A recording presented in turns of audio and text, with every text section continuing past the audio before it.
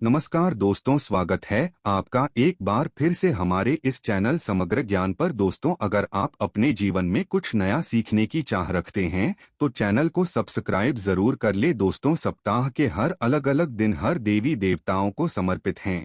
आप जिस भी कार्य क्षेत्र में जा रहे हो इसमें आपको सफलता जरूर मिलेगी। और अगर आप यह वीडियो अपने फायदे के लिए पूरा देख लेते हो तो मैं यकीनन 101 प्रश्न कहना चाहूंगा। अब के गरीबी मिटने से आपको धनवान बनने से दुनिया की कोई भी ताकत नहीं रोक पाएंगे। मैं आप लोगों को शुक्रवार बंधी दो पौराणिक कथा बताऊंगा। कथा ध्यान से सुनना, कथा में ही सारे छुपे हुए हैं। तो सारी जानकारी बताने से वीडियो में आगे बढ़ाने से पहले सभी दर्शकों से गुजारिश करना चाहूंगा, कमेंट बॉक्स में जय माता लक्ष्मी जरूर लिखना। आइए कथा की ओर चलते हैं। वीडियो को ध्यान से सुनना है आपको। तो कथा के अनुसार एक बुढ़िया थी, उसका एक ही पुत्र था। बुढ़िया पुत्र के विवाह के बाद बहू से घर के सारे काम करवाती।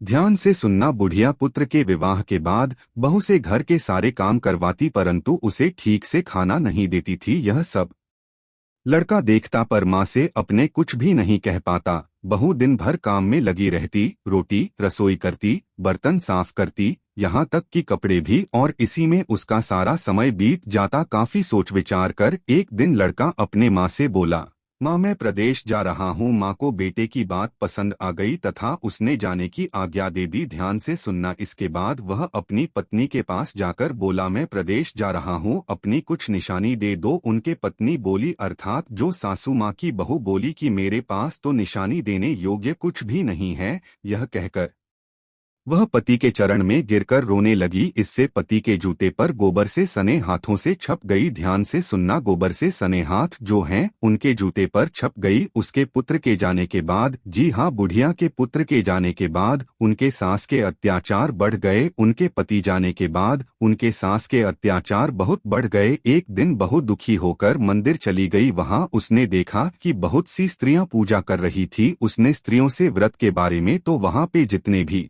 महिला थी वो बोली कि हम संतोषी माता का व्रत कर रही है, इससे सभी तरह के कष्टों का नाश होता है। स्त्रों ने बताया कि शुक्रवार को नहा धोकर एक लोटे शुद्ध जल ले गुड़ चने का प्रसाद लेना है तथा सच्चे मन से माँ का पूजन करना चाहिए। खटाई भूल कर के भी मत खाना और नहीं किसी को देना। एक वक्ता अब को भोजन करना, इस तरह से उन्हें विधि भी बताया। व्रत विधान सुनकर के अब वह प्रति शुक्रवार संयम से व्रत करने लगी। माता की कृपा से कुछ दिनों के बाद पति का पत्र आया।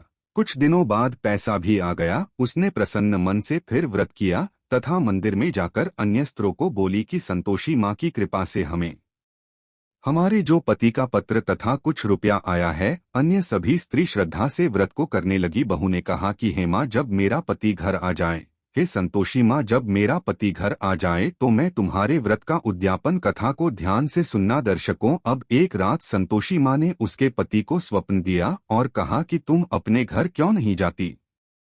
तो वह कहने लगे, सेठ का सारा सामान अभी बिका नहीं है, रुपया भी अभी नहीं आया है। उसने सेठ को स्वप्न की सारी बात कही जो उनके पति। उसने अपने सेठ को सारी बात कही तथा घर जाने की इजाजत मांगी, पर सेठ ने इनकार कर दिया। माँ की कृपा से कई व्यापारी आए, सोना चांदी तथा अन्य सामान खरीद करके ले गए। कर्जादार भी रुपया लौटा। अब तो साहू ने उसे घर जाने की इजाजत दे दी। घर आकर पुत्र ने अपनी माँ व पत्नी को बहुत सारे रुपए दिए। पत्नी ने कहा कि मुझे संतोषी माता के व्रत का उद्यापन करना है। उसने सभी को न्योता दे उद्यापन की सारी तैयारी की। पड़ोसी की एक स्त्री उसे उनके जो सुखी है, तो पड़ोसी के एक स्त्री, जाहिर सी बात है जब व्यक्ति आगे बढ़ते तो लोग ईर्ष्या करते हैं, द्वेष करते हैं। तो पड़ोस की एक स्त्री उसे उनके जो सुखी हैं इसे देखकर के ईर्ष्या करने लगी। उसने पाने बच्चों को सिखा दिया कि तुम भोजन के समय खटाई जरूर मांगना। उद्यापन के समय खाना खाते खाते बच्चे खटाई के लिए मचल उठी,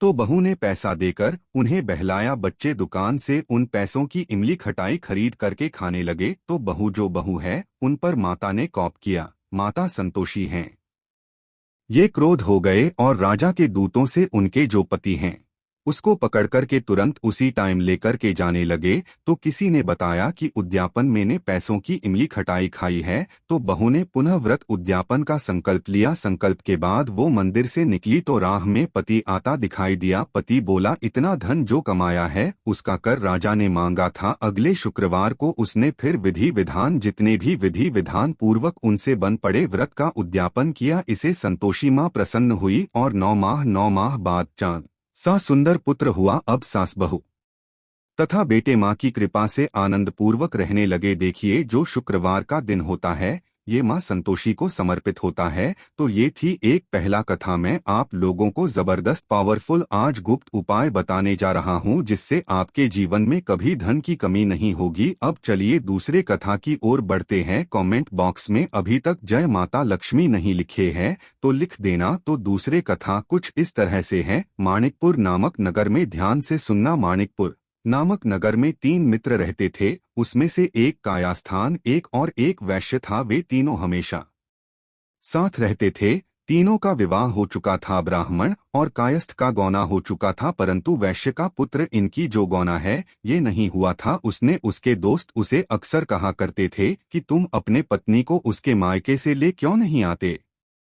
तब वैश्य पुत्र धनराज ने, उनका नाम धनराज, ध्यान से सुनना, तब वैश्य पुत्र धनराज ने अपने पति कुसुम को लाने, पत्नी का नाम कुसुम था। अगले ही दिन धनराज ने माता पिता से अपनी पत्नी कुसुम को ले लाने की बात कही। उसकी बात सुनकर उनके जो माता पिता वे हैरान हो गए। बोले कि बेटे अभी शुक्र अस्त हो रहे हैं, इसलिए अभी बहू को लाना उचित नहीं है, कुछ दिन ठहर कर रुक जाओ। परंतु धनराज नहीं माना। वह कुसुम को लाने ससुराल पहुंच गए। ससुराल में धनराज की खूब भाव भगत की गई, क्योंकि जाहिर सी बात है जब किसी के दामाद आए तो डर से भी है।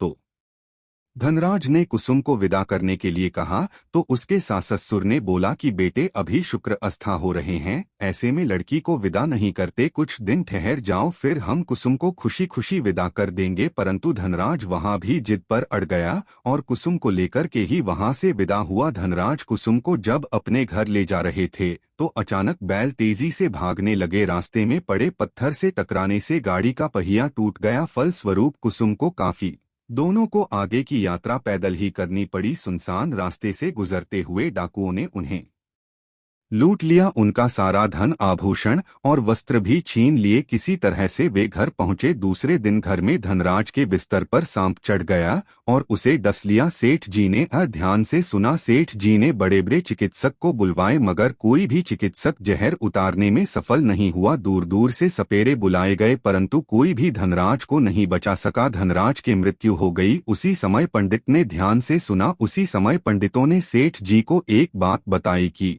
आपके बेटे ने शुक्र अस्त होने पर बहू को विदा करा लाने की भूल की है। यदि आप शुक्रवार की पूजा अर्चना करे और बहु शुक्रवार का व्रत करे तथा कथा सुनकर प्रसाद, तो शुक्र देवता की अनुकंपा से धनराज पुनः जीवित हो सकता है। सेठ जी ने पंडितों की बात मानकर अपने मृत बेटे और बहू को वापस उसके ससुराल भेज दिया। कुसुम ने अपने घर अर्थात अपने यहाँ कहा जाए मायके पहुँच करके शुक्रवार का व्रत और पूजन पाठ किया। उसने अपने पति की गलती के लिए शुक्र देवता से क्षमा मांगी। फलस्वरूप धनराज जीवित हो उठा। धनराज के जीवित हो जाने से घर में खुशियां भर गई। उधर धनराज के माता पिता ने बेटे की जीवित होने का समाचार सुना तो शुक्रवार का व्रत किया और गरीबों को अन्न, वस्त्र, धन का दान किया। शुक्र के उदय होने पर धनराज अपनी पत्नी कुसुम के साथ घर वापस लौट आया। दोनों पति पत्नी शुक्रवार को अविधि शुक्रवार का विधि विधान से व्रत करते हुए शुक्र की पूजा करने लगा और उनके घर में धन की वर्षा होने लगी। ऐसा कहा जाता है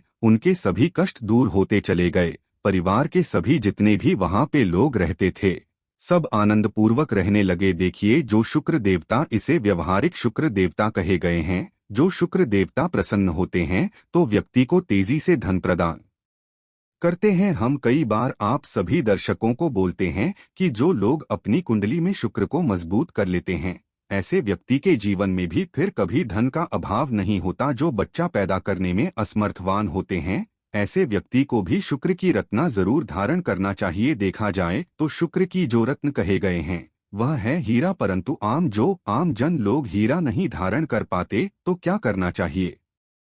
तो शुक्र को अगर प्रसन्न करना तो ओपल धारण कर सकते हैं।